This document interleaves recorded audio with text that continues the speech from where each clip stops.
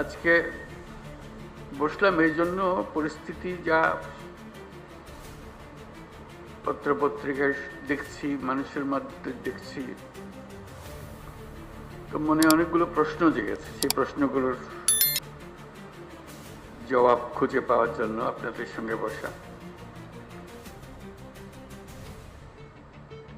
এই সরকার যখন গঠন হয় জুলাই অভ্যুত্থানের পরপরই আমি বিমানবন্দরে উপস্থিত হওয়ার 8 তারিখ মনে আছে আপনাদের, সবার কাছে একটা আহ্বান জানিয়েছিলাম এবং আন্তরিকভাবেই বলেছিলাম, এটা কোনো রাজনৈতিক বক্তব্য বা এরকম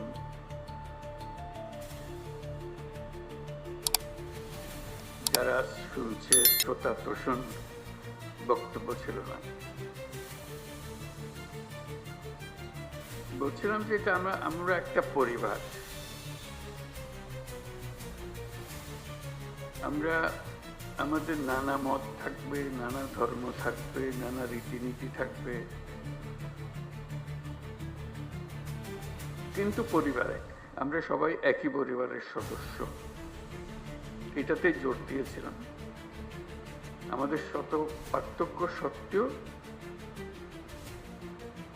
আমরা কারোর শত্রু নই, পরস্পরের শত্রু নই। আমরা এক জায়গাতে এক কাতারে ওইখানে চলে আসি যখন আমাদের জাতীয়তার প্রশ্ন আছে, আমাদের পরিচয়ের প্রশ্ন আছে। আমরা বাংলাদেশি, আমরা এক পরিবারের সদস্য। তারপরে যখন শপথ গ্রহণ করলাম তখন থেকে শোনা আরম্ভ করলাম যে সংখ্যালঘুদের উপরে অত্যাচার হয়েছে। আমার মনটা খারাপ হয়ে গেল। একটু আগে বললাম আমি এই কথা, এখন বলছি অত্যাচার হয়েছে। এর পরে আমি ঢাকেশ্বরী মন্দিরে গেলাম, আপনারা ছিলেন।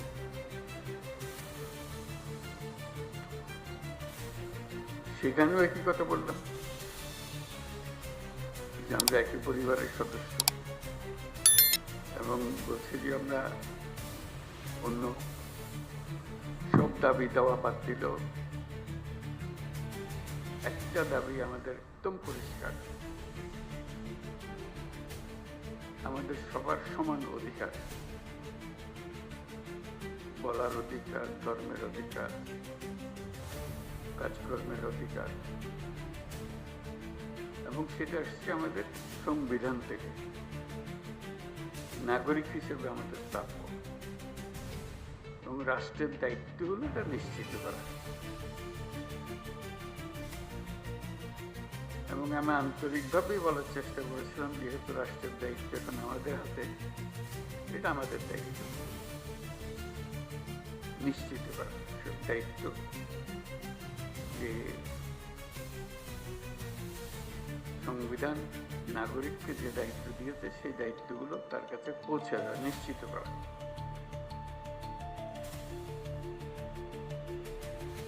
তারপরেও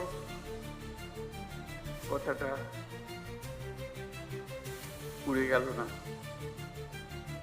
শুনলাম এখনো সংখ্যালঘুদের উপরে হামলা হচ্ছে। আমি সবাইকে নিয়ে বসলাম, আলাপ করলাম এটা কিভাবে করা যায়, এটার থেকে উদ্ধার পাওয়া যায় কিভাবে। যখন দুর্গাপূজার সময় আসলো তখন বললাম যে একটা সুযোগ, কারণ এখানে একটা বড় সমস্যা হইতে পারে, যেহেতু এটা পূজার ব্যাপার, আনন্দের ব্যাপার, উৎসবের ব্যাপার, এখানে হামলা হওয়ার সম্ভাবনা আছে। আমাদেরকে নিশ্চিত হতে হবে যে হিন্দু সম্প্রদায়ের উপরে কোনো রকমের হামলা যেন না হয়। আমি খুব খুশি হলাম, সবাই তা খুব সিরিয়াসলি নিল। আপনাদের মনে আছে, খুব উৎসব সহকারে সবাই দুর্গাপুজো করল। কয়েক হাজার পূজা মণ্ডপ ছিল, সব জাতীয় খবর সুন্দর হয়েছে। তাঁতিবাজারে একটা ঘটনা হয়েছিল, ককটেল ফাটিয়েছিল, ফাটায়নি, ককটেল মেরেছিল, এটি একমাত্র খবর ছিল। তবু আনন্দিত হয়েছিলাম, নিশ্চিত হয়েছিলাম এই জন্য যে আমরা সবাই একযোগে, এবং সেখানে সবাই যোগদান করেছে। এটা শুধু হিন্দু সম্প্রদায়ের উৎসবের বিষয় ছিল না, এটা পুরা জাতীয় উৎসবে পরিণত হয়েছে। সবাই উৎসব করেছে, ছেলে মেয়ে।